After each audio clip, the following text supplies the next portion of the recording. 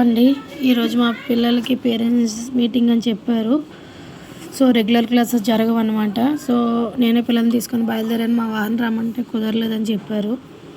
So నేను బయలుదేరాను. వర్షం కూడా పడలేదు, చుట్టుపక్కల అంతా బాగా పడుతుందంట.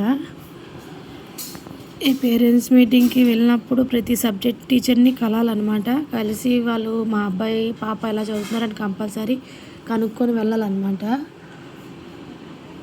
కనుక్కుంటే వాళ్ళు చెప్తారు ఇలా ఉన్నారు, ఇలా చదువుతున్నారు అని చెప్పేసి. మంత్లీ వన్స్ పెడతారు పేరెంట్స్ మీటింగ్. మా ఇంటి దగ్గర నుంచి స్కూలు ఒక 1/2 అవర్ పడుతుంది అనమాట. ఒక 15 km ఉంటుంది.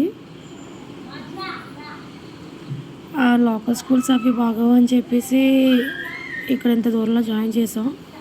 సో ఇది పిల్లల స్కూల్. అది